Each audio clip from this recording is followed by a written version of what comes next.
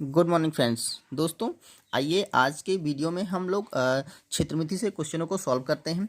तो आज का जो वीडियो है वो क्षेत्रफल और परिमाप से रिलेटेड है और हम लोग त्रिभुज का क्षेत्रफल और परिमाप यहाँ पे निकालना सीखने वाले हैं। तो दोस्तों, इस वीडियो में हम लोग डिस्कस करेंगे त्रिभुज का जो क्षेत्रफल होता है वो अंडर रूट एस ब्रैकेट में s minus a s minus b s minus c इस फार्मूले पे जो क्वेश्चन आते हैं, ठीक है, उन्हें यहाँ पे डिस्कस करेंगे।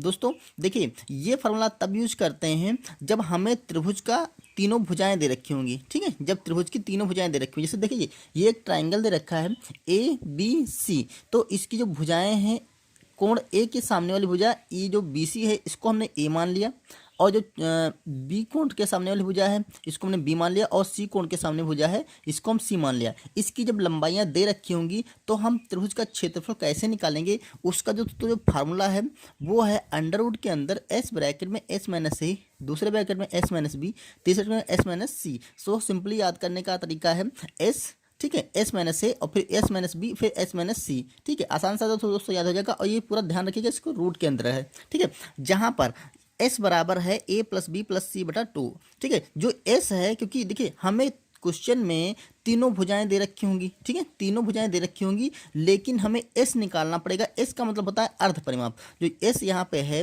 ये है अर्ध परिमाप। अर्ध परिमाप मतलब तीनों भुजाओं को जोड़कर उनका आधा कर लेंगे तो ये निकलेगा अर्ध परिमाप, ठीक है, ये अर्ध परिमाप निकलेगा। और यही एस की वैल्यू हम यहाँ पर रख देंगे और क्वेश्चन को सॉल्व कर लेंगे, ठीक है। यहाँ पे दोस्तों क्वेश्चन भी सॉल्व करने वाले हैं। देखिए, ये क्वेश्चन भी दे रखा है, किसी त्रिभुज की भुजाएं 5 सेंटीमीटर 6 सेंटीमीटर और 9 सेंटीमीटर हैं, तो त्रिभुज का परिमाप था क्षेत्रफल ज्ञात कीजिए, ठीक है।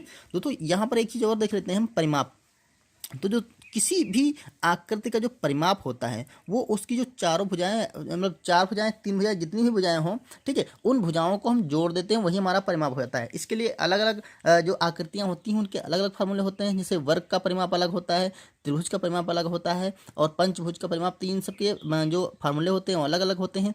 सिंपली अगर आपको एक लाइन में समझना है तो त्रिभुज की तीनों भुजाओं को जोड़ दीजिए। जैसे देखिए यहाँ पर जो क्वेश्चन दे रखा है, आइए इसमें हम लोग सॉल्व करते हैं।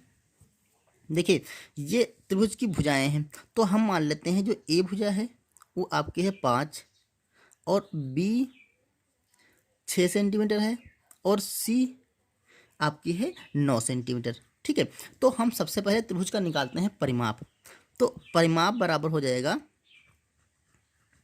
तीनों भुजाओं का योग, तीनों भुजाओं को हम जोड़ देंगे। सिंपली ऐसे लिखते हैं या फिर आप ऐसे लिख सकते हैं ए प्लस बी प्लस सी, ठीक है। अब इनके मान क्या है, ए है आपका 5 प्लस बी है आपका 6 प्लस सी है आपका 9, इसको जोड़ देंगे तो ये 9 6 15 5 20, ये आपका 20 सेंटीमीटर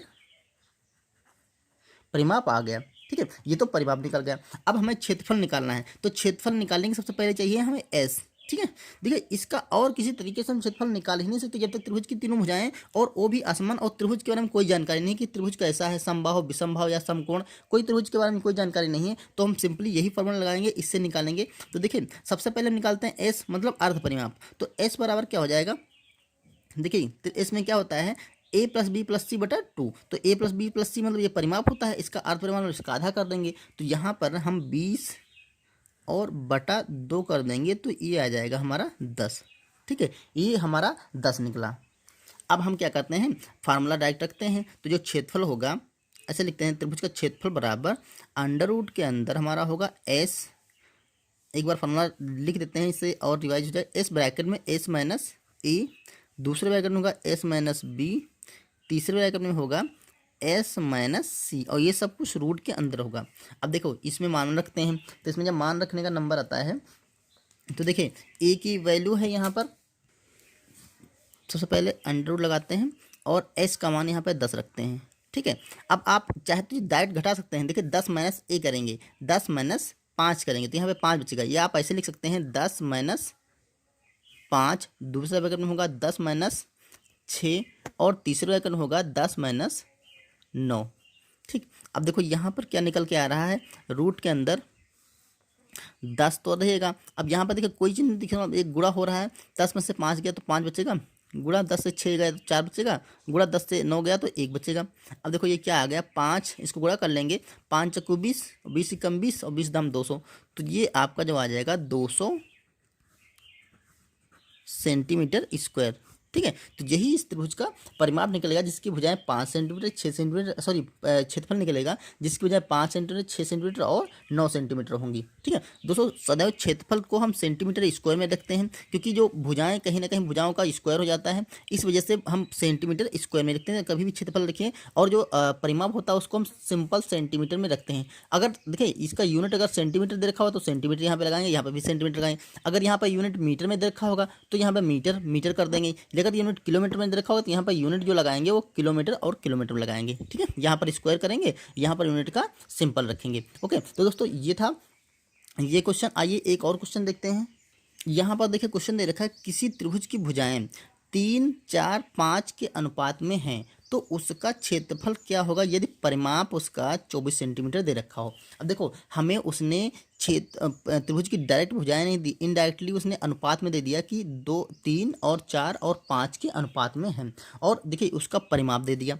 तो यहाँ पर हम लिखते हैं परिमाप बराबर 24 सेंटीमीटर।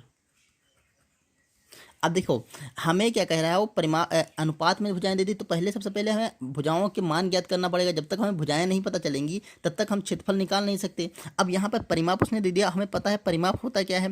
परिमाप तीनों भुजाओं का योग होता है। मान लेते तीनों भुजाएं ए प्लस बी प्लस सी अगर हैं तो इनका योग 24 सेंटीमीटर होगा। ये हमें अच्छे से पता है क्योंकि त्रिभुज का जो परिमाप होता है वो तीनों भुजाओं का, अगर इसको हम ए मान ले, इसको बी मान ले, इसको सी मान ले, तीनों भुजाओं का योग होता है। अब देखो जब कभी भी आपको अनुपात में क्वेश्चन दे रखा हो तो सबसे पहले उसकी हम एक फिक्स वैल्यू मान लेते हैं। तो अगर भुजाएं मान लेते हैं तो ये अनुपात में है। ठीक है, तो इसको हम 3 कोई कांस्टेंट लगाकर 3x मान लेंगे। एक भुजा 3x हो जाएगी, दूसरी भुजा 4x हो जाएगी और तीसरी भुजा 5x हो जाएगी। हम ये भुजाएं मान लेते हैं, यहाँ पर x कोई एक फिक्स वैल्यू है। ठीक है, तो यहाँ पर वही मान रख देते हैं 3x 4x और 5x। तो यहाँ पर रखेंगे 3x plus 4x plus 5x बराबर हो जाएगा आपका 24। अब इसको कैलकुलेट करके पहले x का मान निकालते हैं, फिर ये सारी भुजाएं हमें आसानी से निकल आएंगी। तो इसको जोड़िए 5 और 4 9 और 9 3 12। तो यहाँ पर 12x बराबर आपका 24 है। तो यहाँ से हम x का मान निकाल सकते हैं। तो x का मान क्या आएगा 12 दूना 24। x की वैल्यू आपकी 2 आ जाएगी। जैसे ही x की वैल्यू 2 निकली तो यहाँ पर हमारी भुजाएं कौन सी निकल आएंगी। एक तो हमारी 3x थी। ठीक है, तो जो a भुजा निकलेगी वो 3x मतलब 3 दूना 6 आ जाएगी। जो b भुजा निकलेगी जो ये वाली भुजा थी वो 4x हो गई। तो 4x यानी कि x की वैल्यू 2 है ना, तो 4 दूना 8 हो जाएगी। और c जो भुजा है वो 5x थी, यानी कि x की वैल्यू अगर 2 है तो 5 दूना 10 सेंटीमीटर हो जाएगी। ये आपके सेंटीमीटर, क्योंकि ये यूनिट सेंटीमीटर है ना, तो यहाँ पर सेंटीमीटर में रखेंगे हम। अब देखिए अब हम इसका क्षेत्रफल आसानी से निकाल सकते हैं अपने फार्मूले द्वारा। देखो यहाँ पर हम क्षेत्रफल लिखते हैं। सबसे पहले हम अर्ध परिमाप निकाल लेते हैं। तो ए अर्ध परिमाप जिसको s बोलते हैं, s बराबर क्या हो जाएगा, उसका जो परिमाप होगा उसका आधा। परिमाप इसका 24 है तो हम डायरेक्ट 24 का आधा कर देंगे। या तो भुजाओं को आप जोड़ करके सॉरी एक मिनट, हाँ भुजाओं को जोड़ करके आप आधा कर सकते हैं। देखिए 10 और 10 8 18, 18 6 24। तो ये भुजाओं को जोड़ेंगे तब भी आपका 24 आएगा क्योंकि उसने परिमाप दे ही रखा है, सिंपल वही परिमाप आएगा। इसका आधा करेंगे तो आपका कितना आ जाएगा 12। ठीक है, तो s की वैल्यू आपकी 12 आ गई। ठीक है, अब देखो यहाँ पर क्षेत्रफल का फॉर्मूला लगाएंगे अंडर रूट के अंदर। अभी आपने देखा था फार्मूला था आपका s ब्रैकेट में, देखो s ब्रैकेट में s माइनस ए, दूसरे ब्रैकेट में था s माइनस बी और तीसरे ब्रैकेट में था s माइनस सी। ये चीज़ आपको क्लियर हो जाएगी तो आप आसानी से इसको याद भी कर लेंगे। देखो s की वैल्यू यहाँ पे 12 है तो सबसे पहले रूट लगाते हैं। यहाँ लिखते हैं 12 ब्रैकेट में 12 माइनस आपका हो जाएगा 6। ठीक है, फिर 12 माइनस 8। ठीक, फिर 12 माइनस दूसरी है आपकी तीसरी भुजा 10। तो ये हो जाएगा।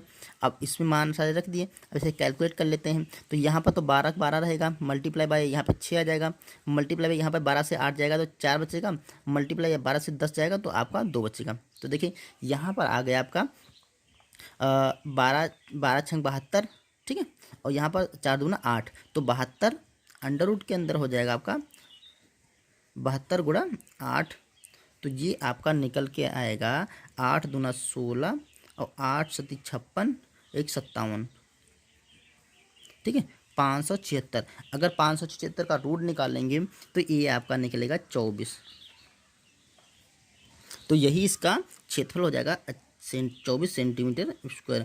अब आपको ये लग रहा होगा कि इसका परिमाप भी 24 और क्षेत्रफल 24, तो ये मात्र एक कोइंसिडेंट है, कुछ भी आ सकता है। 24 सेंटीमीटर इसका परिमाप था और 24 सेंटीमीटर भी इसका क्षेत्रफल भी होगा। ओके, तो इस तरह से आप इस फार्मूले के द्वारा परिमाप तथा क्षेत्रफल निकाल सकते हैं। अब दोस्तों जो अगला फार्मूला हम डिस्कस करने वाले हैं वो जो त्रिभुज का समकोण, अगर कोई त्रिभुज समकोण होता है, ऐसे समकोण होता है, ठीक है, इसका जो फार्मूला होता है वो क्या होता है, और जिसकी आधार और ऊंचाई दे रखी होगी, ठीक है, तो सिंपली जो फार्मूला लगता है 1/2 गुणे आधार गुणे ऊंचाई।